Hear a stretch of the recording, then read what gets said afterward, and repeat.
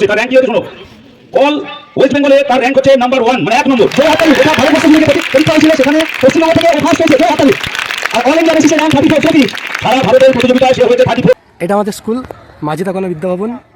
এটাতেই আমরা সেই প্রাইমারির পর থেকে, মানে ক্লাস 5 থেকে ক্লাস 12 পর্যন্ত এখানেই ছিলাম, ঠিক আছে। আর এই মাঠটাতে আমরা গ্রাউন্ড ছিল, এখানে আমরা প্র্যাকটিস করতাম 5 কিলোমিটারও। তো আজকে অ্যানুয়াল প্রোগ্রাম আছে এখানে, ঠিক আছে। তো সেই জন্য আমাদেরকে ডেকেছে। আমাদের যে 5 জন এই স্কুল থেকে আমরা সিলেক্ট হয়েছি, ঠিক আছে। 5 জনই এখানেই পড়তাম, এখানেই একসাথে রান প্র্যাকটিস করতাম। এখন আমরা 5 জনই সিলেক্টেড, ঠিক আছে। তো সেই জন্য আজকে আমাদেরকে ডেকেছে স্যাররা। দেখো আমাদের 5 জনের আজকে সিলেক্টেড হয়েছে, মানে এই 5 জন। তো এটা হচ্ছে আমাদের কৃষ্ণদার হয়েছে সিআরপিএফে। কোথায় করেছে? সিআরপিএফ দুর্গাপুরে। আর এটা হচ্ছে আমাদের সিআইএসএফ। আর এটা হলো বিএসএফ ইন্দোর। আচ্ছা, আর এটা আমাদের বিএসএফ চাঁদপুর। আচ্ছা, এই 5 জনের সিলেক্টেড হয়েছে আমরা এখান থেকে। আজকে স্যারে ডেকেছে আমাদের এখানে। এমন কোন পথিক পাই, জীবন পরের পথিক, যারা আমাদের পথ দেখান। বঙ্কিমচন্দ্রের কপালকুণ্ডল উপন্যাসে একটা প্রশ্ন আছে, পথিক তুমি কি পথ হারাইয়াছো? তো যখনই আমরা পথে ভ্রষ্ট হই, যখনই আমরা পথ থেকে বিচ্যুত হওয়ার চেষ্টা করি, ঠিক কেউ না কেউ আমাদের সমাজে এসে পথ দেখায়। সেটা কখনো আঞ্চলিক স্তরে, কখনো বৃহত্তর স্তরে, কখনো সারা বিশ্বব্যাপী হতে পারে সেটা।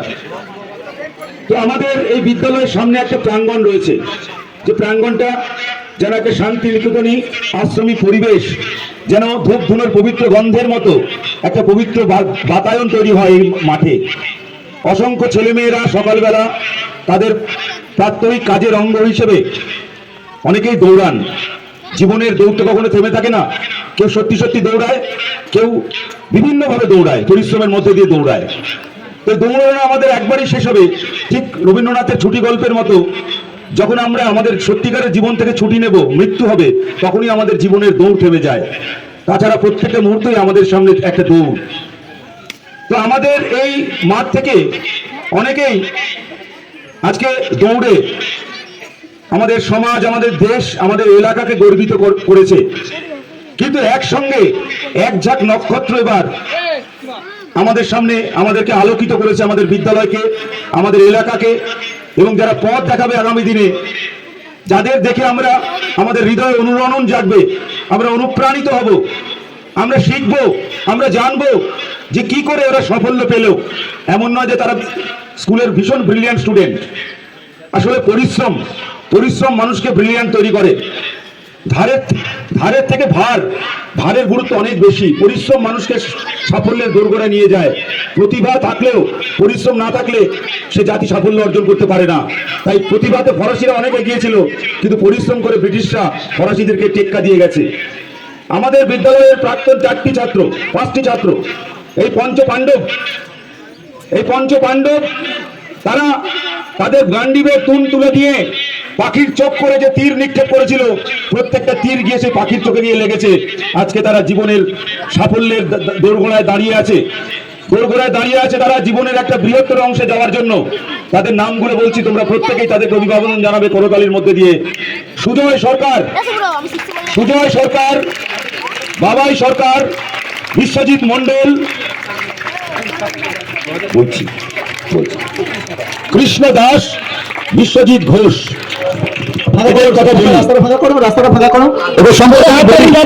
আমরা আমাদের এই পঞ্চপাণ্ডব, আমাদের নক্ষত্র, যারা মাজিদা কন্যা বিদ্যাভবন শুধু নয়, এই সমগ্র এলাকা থেকে গৌরবান্বিত করেছে, তাদেরকে আমরা আমাদের অনুষ্ঠান মঞ্চে আহ্বান করে আজকে গঙ্গা জলে গঙ্গা পূজার মতো তাদেরকে আমাদের মাজিদা কন্যা বিদ্যাভবন পরিবার থেকে আমাদের ভালোবাসা, আমাদের আন্তরিক ভালোবাসা জ্ঞাপন করছি। আচ্ছা, প্রত্যেকে একটু হাত তুলে, তাদের যখন পরিচয় দেওয়া হবে তারা একটু হাত তুলবে। সুজয় সরকার, বিদ্যালয়ের প্রাক্তন ছাত্র, 2021 সালে এখান থেকে উচ্চ মাধ্যমিক পাশ করেছে। আর কয়েকদিনের মধ্যেই সে বর্ডার সিকিউরিটি ফোর্স, আমাদের দেশের যে সীমান্ত রক্ষী বাহিনী, সারা দেশকে পাহারা দেওয়ার এক অতন্ত্র প্রহরী এখানে তৈরি হয়েছে। ওর জন্য একটা জোরে করো হাততালি। বাবাই সরকার 2021 HS, CISF, central industrial security force, অর্থাৎ ভারতবর্ষের যে শিল্পাঞ্চলগুলো রয়েছে, বৃহৎ শিল্পাঞ্চল, তাকে রক্ষা করার দায়িত্ব এরা নিয়েছে। এর জন্য একটা জোরে করতালি। বিশ্বজিৎ মণ্ডল, এর পরের জন বিশ্বজিৎ মণ্ডল, উচ্চ মাধ্যমিক 2018। এর কথা মানে কি বলবো, সাংঘাতিক ব্যাপার। সেটা হচ্ছে SSF, স্বরাষ্ট্র সচিবালয়, মানে আমাদের যে হোম মিনিস্ট্রি আছে, আমাদের যে হোম মিনিস্ট্রি, যেটা আমাদের দেশের সুরক্ষার দায়িত্বে দেশের অভ্যন্তরে, সেই স্বরাষ্ট্র দপ্তরের একজন সিকিউরিটি ফোর্স হিসেবে যে জয়েন করছে, তার র্যাঙ্ক কি হচ্ছে শোনো। অল ওয়েস্ট বেঙ্গলে তার র্যাঙ্ক হচ্ছে নাম্বার 1, মানে 1 নম্বর। জোরে হাততালি। এটা ভারতবর্ষ জুড়ে যে পরীক্ষা হয়েছিল সেখানে পশ্চিমবঙ্গ থেকে ও ফার্স্ট হয়েছে, জোরে হাততালি। আর অল ইন্ডিয়া বেসিসে র্যাঙ্ক 34, 34।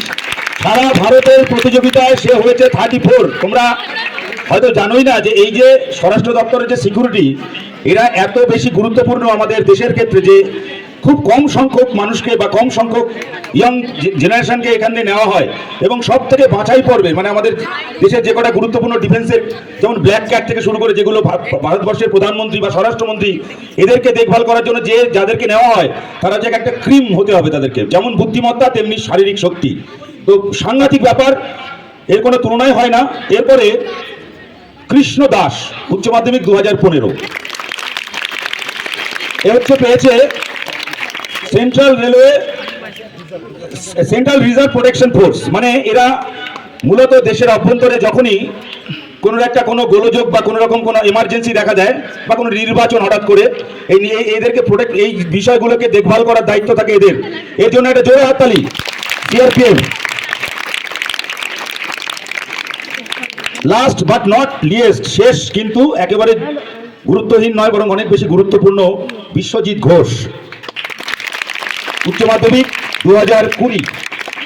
আমাদের দেশের যারা অতন্দ্র প্রহরী, আমাদের কাশ্মীর থেকে কন্যাকুমারিকা, অসম থেকে গুজরাট, যাদের অতন্দ্র প্রহরায়, যারা আমরা দেশের মানুষ যারা ঘুমাতে পারে না, যারা জেগে থাকে, আমাদেরকে নিশ্চিন্ত করে যে তোমরা আরাম করে ঘুমাও, আমরা তোমাদের জন্য জেগে আছি, সেই সীমান্তরক্ষী বাহিনীতে সে চাকরি পেয়েছে। একটা জোরে করতালি। এদের সাফল্যের গাথা, এদের সাফল্যকে যদি একটা ফুলের মালার সঙ্গে তুলনা করা যায়, তাহলে সেই মালাতে প্রত্যেকেই এক একটা করে ফুল, কেউ গোলাপ ফুল, কেউ গাঁদা ফুল, কেউ রজনীগন্ধা, যাদের গন্ধে এই এলাকার মানুষ আমোদিত হোক, যাদেরকে দেখে প্রাণিত হোক এই এলাকার ছেলেমেয়েরা। পরিশ্রম এবং তার সঙ্গে বুদ্ধিমত্তার মিশেল ঘটিয়ে যে সাফল্যের দৌড়গোড়ে পৌঁছানো যায়, ভারতবর্ষে যে প্রান্তেই থাকা হোক না কেন, গ্রাম থেকে গ্রামান্তর, শহর থেকে বন্দর, সে মাজিদাই হোক আর মাছদিয়াই হোক কিংবা কলকাতায় হোক, মানুষ পরিশ্রম করলে তার কদর সব জায়গাতেই আছে। সুতরাং আমাদের ছেলেমেয়েরা যারা আগামী দিনে জীবনে সাফল্যের মঞ্চে দাঁড়াতে চাও, যারা জীবনে প্রতিষ্ঠিত হতে চাও, তাদেরকে অনুরোধ করব এদের কাছ থেকে পরামর্শ নিও, এদের দেখে শিখো। আর একটা কথা খুব আমাদের মনে হয় মনে রাখা দরকার, আসলে কজন বা মনে রাখে স্যার, শিক্ষক, দিদিমণিদের, সত্যি অনেকেই মনে রাখে না, কিন্তু কেউ কেউ মনে রাখে, ওরা তার প্রমাণ। ওরা 2021 সালে, কেউ 2018, কেউ 15-তে পাশ করেছে, কিন্তু ওরা ভোলেনি। এই যে স্যারদের প্রতি আস্থা, স্যারদের প্রতি শ্রদ্ধা, ভালোবাসা, এটা সত্যিই, এটা অর্থ দিয়ে কেনা যায় না, এটা অমূল্য, এটা মূল্যের অনেক ঊর্ধ্বে। ওদেরকে আমি আরেকবার স্যারদের পক্ষ থেকে, দিদিমণিদের পক্ষ থেকে আরেকবার আশীর্বাদ, ভালোবাসা জানাই। এবং আমরা এখন ওদেরকে সম্মাননা জ্ঞাপন করব। আমাদের যেহেতু খুব সংক্ষিপ্ত সময় আমরা বিষয়টি জানতে পেরেছি যে ওরা স্কুলে আসবে, স্যারদেরকে সঙ্গে দেখা করবে, তো আমরা সেভাবে প্রস্তুতি নিতে পারিনি। যাই হোক, আমরা খুব সংক্ষেপে আমরা ওদেরকে সম্মাননা জ্ঞাপন করব। হয়তো সেটা ওদের কাছে সেটা অত্যন্ত নগণ্য, কিন্তু আমরা আমাদের হৃদয় দিয়ে, ওদের উষ্ণতা দিয়ে ওদেরকে সম্মাননা জ্ঞাপন করছি। একটি ফুলের টব, তার সঙ্গে একটু আমরা ছোট্ট একটি উপহার মিলে আমাদের প্রধান শিক্ষক শ্রী সুশান্ত কুমার বালা মহাশয়কে বলবো এই উপহারটি তুলে দেওয়ার জন্য। প্রত্যেকেই একই উপহার। এরপর স্যার আমাদেরকে মানে কিছু বলতে বলেন, ঠিক আছে। তো আমি অবশ্য বলতে শুরু করি, কিন্তু আমার এটা প্রথম স্টেজে কোনো মানে কথা বলা, ঠিক আছে। তো স্টেজে বলতে গিয়ে আমি শুনেছিলাম যে প্রথমবার নাকি বা প্রথম কয়েকবার স্টেজে যদি কারো বলা প্র্যাকটিস না থাকে, ঠিক আছে, তাহলে তার অসুবিধা হবে, ঠিক আছে। আমি মানে আগে জানতাম না ব্যাপারটা, আমি ভাবতাম হয়তো না না হতেও পারে, কারণ আমি ইউটিউবে ভিডিও বানাচ্ছি কয়েকদিন ধরে, আমি স্যারের সাথে মানে অঙ্কিত স্যারের সাথে আরও কথা বলেছি, সব কিছু করেছি। বাট স্টেজে উঠে আমি কিছুক্ষণের মধ্যেই বুঝতে পারি যে না, সত্যিই ওটা কথাটা, যে সামনে যদি অনেক মানুষ দাঁড়িয়ে থাকে বা অনেক এখানে মানুষের চেয়ে বাচ্চা বা 12 পর্যন্ত স্টুডেন্ট ছিল বেশি, ঠিক আছে, কিন্তু প্রবলেমটা কিন্তু ছিল, ঠিক আছে। তো এটা আমি কেটে দিতে পারতাম, কিন্তু না, মানে নিজের যেগুলো আর কি প্লাস পয়েন্ট আছে, পড়াশোনা করি, সব কিছু করি, সেগুলো অন্য জায়গায়, ঠিক আছে, ভালো সব কিছু অন্য জায়গায়।